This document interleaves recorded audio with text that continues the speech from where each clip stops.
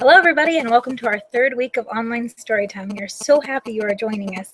If you have never been with us before, we have these archived on YouTube, so you can watch the 2 weeks prior on there after you're done watching this, or anytime you want to, over and over and over again. And we hope that you will enjoy it and keep watching every week from now on.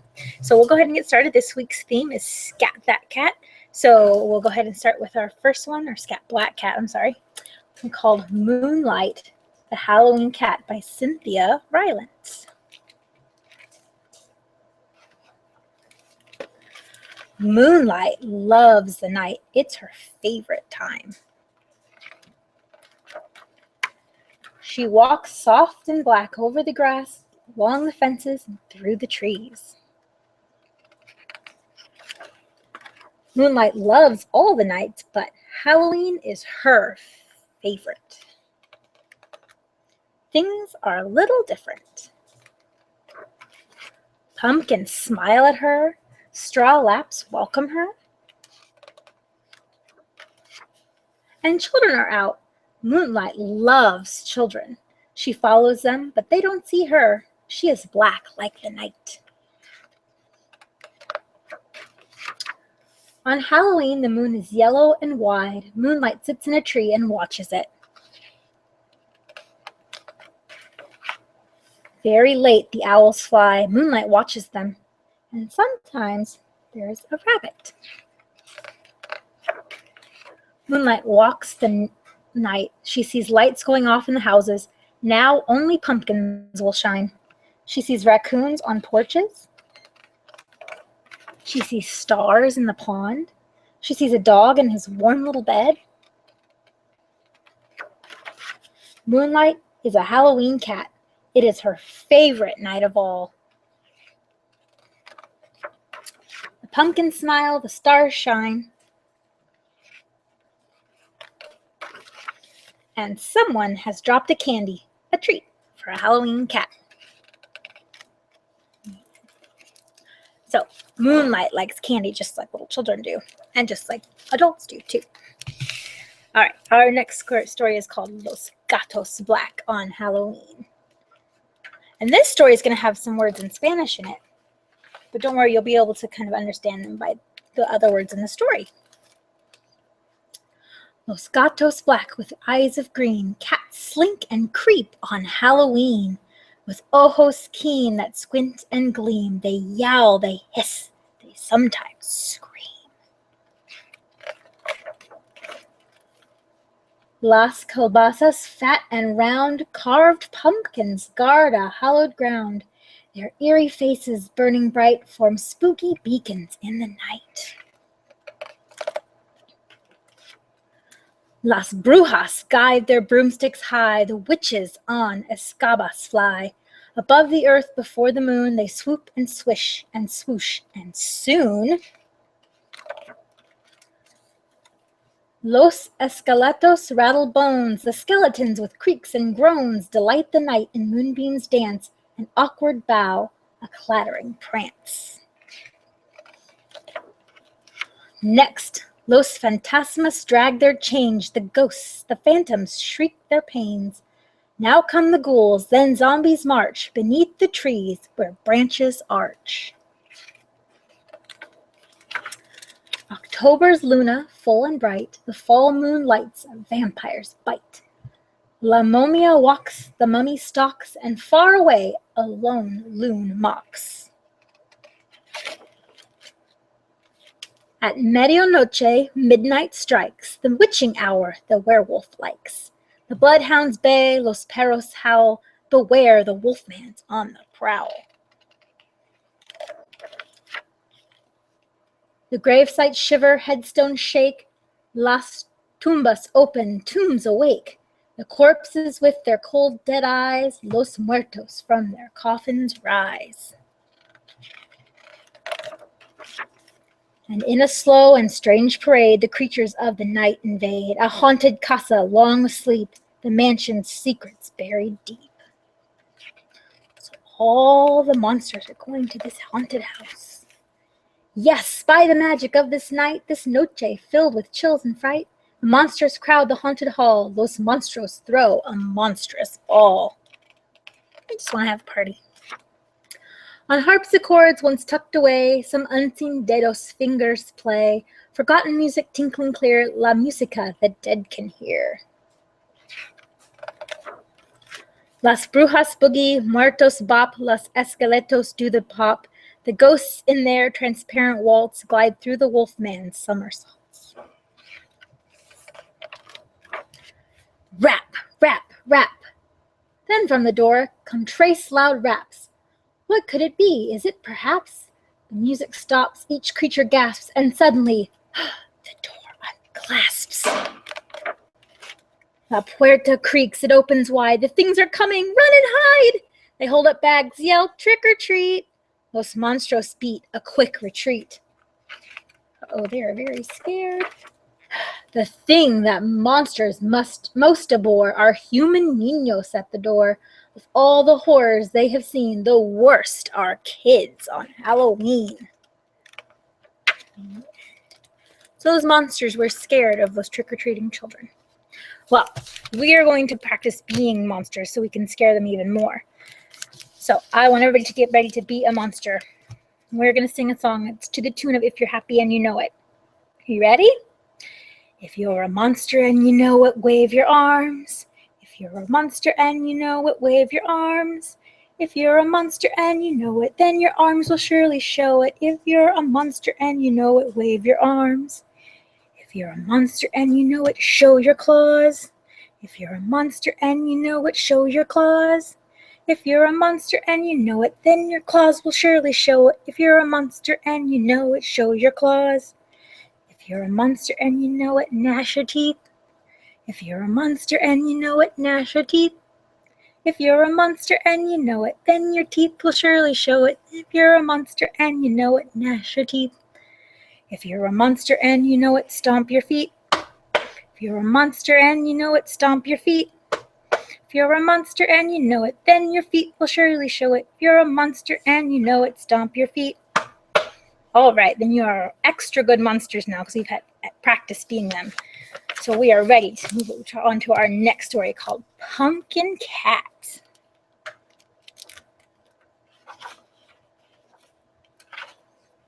This story is by Anne Mortimer. One morning in May, Cat wondered, "How do pumpkins grow?" "I know," said Mouse, "and I will show you how." Cat found some flower pots. "What now?" asked Cat. "Time to add the soil," said Mouse. So they did. Cat made holes in the soil with her paws. "What now?" asked Cat. "Time to plant the pumpkin seeds," said Mouse. So they did. Mouse found a watering can. "What now?" asked Cat. "Time to water the seeds," said Mouse. So they did. They left the pots in a warm, sunny spot. And 10 days later, 2 green leaves appeared in each pot. "What now?" asked Cat. "Time to plant the seedlings outside," said Mouse. So they did. In a few weeks, there were lots of big, prickly leaves and big, yellow, papery flowers covered in pollen. Lots of bees came and buzzed between the flowers. "What now?" asked Cat. "We just watch," said Mouse. And so they did. By midsummer, each plant had a fuzzy little green pumpkin.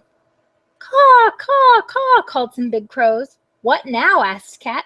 "We need to make a scarecrow," said Mouse. So they did. By October, the pumpkins were very big and very orange. "What now?" asked Cat. "Time to pick our pumpkin," said Mouse. So they did. "Now," said Mouse, "I am going to make you a surprise." Can you see what Mouse is doing there with the little knife in his hand? What kind of surprise do you think he's going to make for Cat with a pumpkin? "Happy Halloween!" He carved a face in the pumpkin. He made a jack-o'-lantern, and it looks just like Cat. The end. All right, our next story is called Boo to You, and it's by Lois Ellert. It's kind of got a grumpy-looking cat on the front, doesn't it?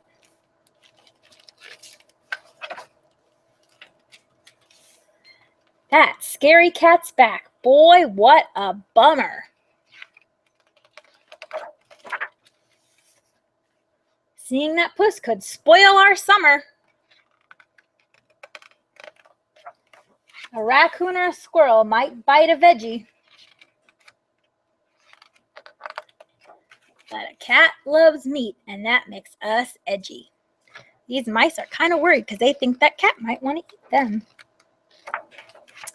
We're having a harvest party tonight. Guess who the creep we didn't invite?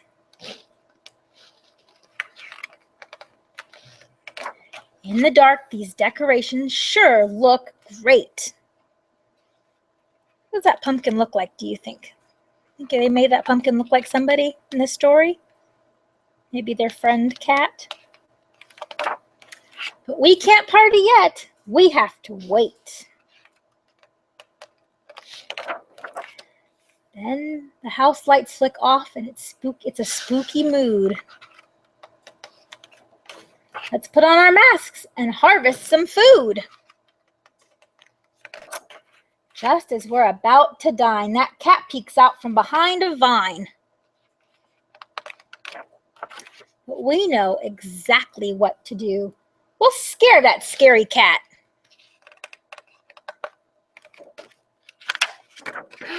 Boo to you!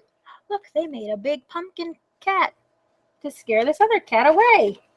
Let's see if it works. Scat, scary cat, have some broccoli. There's no mouse on the menu at this party. And these are lots of pumpkins that some other little kids made at the end of the story. So maybe you can make a pumpkin that looks like a scary cat too. And maybe it'll scare away a cat. All right, we're going to sing a song about some little kittens. I want you to put your hand just like this. So these are 5 little kittens, black as night, sleeping very soundly, shh, all through the night. Meow, meow, meow, meow, meow. Time to wake up now. It's Halloween. They have to wake up. It's Halloween time. They can't sleep for Halloween. All right. We're on to our last story, and it's called Room on the Broom.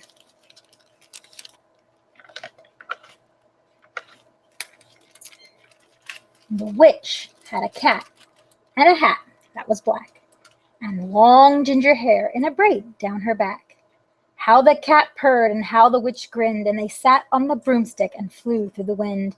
But how that witch wailed and how that cat spat when the wind blew so wildly it blew off her hat. Down, cried the witch, and they flew to the ground. They searched for the hat, but no hat could be found. Then out of the bushes, on a thundering pause, there bounded a dog with the hat in his paws. He dropped it politely, then eagerly said, as the witch pulled the hat firmly down on her head, I am a dog, as keen as can be, and is there room on the broom for a dog like me? Yes, cried the witch, and the dog clambered on. The witch tapped the broomstick, and whoosh, they were gone. Over the fields and the forest they flew. The dog wagged his tail, and the stormy wind blew.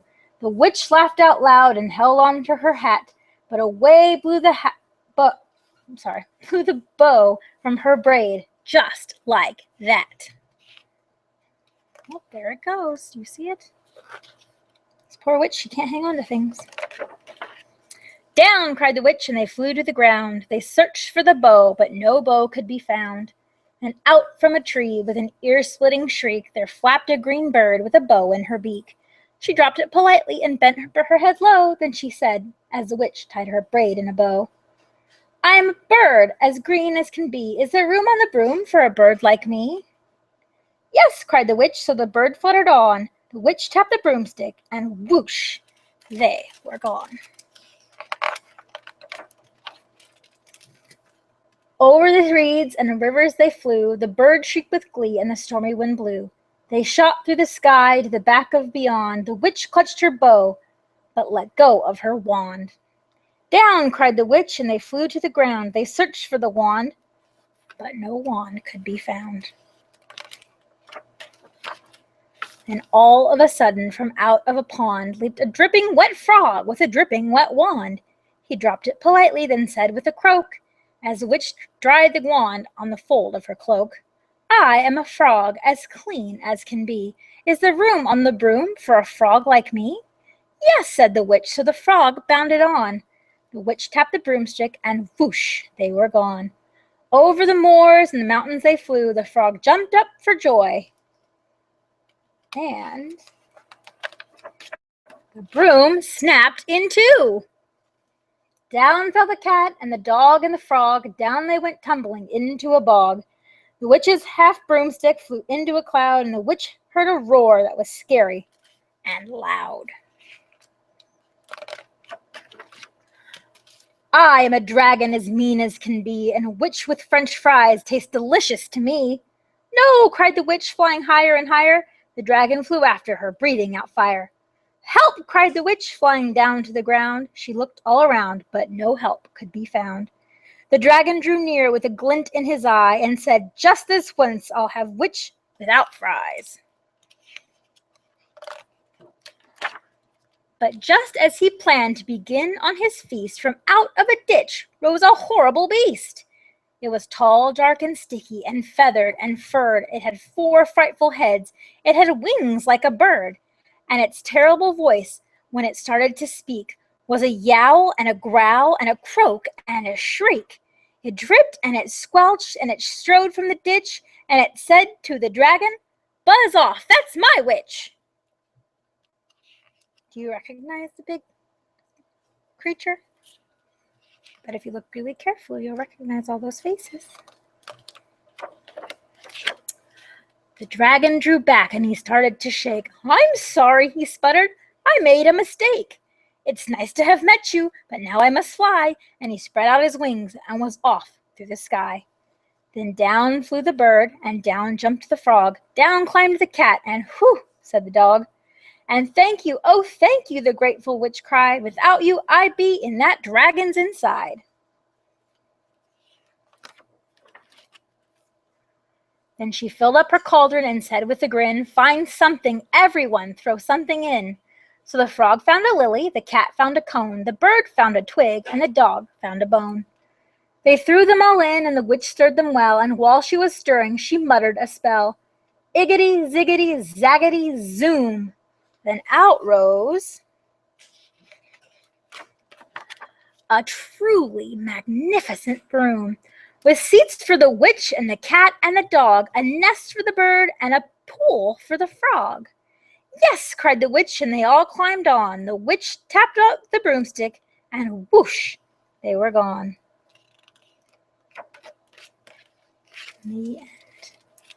That was our last story. Thank you very much for joining us for our story time today, Scat Black Cat. Next week's story time is about pumpkins, so we hope you'll come and join us, and it'll be Miss Susan reading you stories next week, so don't miss her. And then in November, we'll start some fun fall story times and some story times about Thanksgiving, so we hope to see you soon. Thank you, everybody. Bye.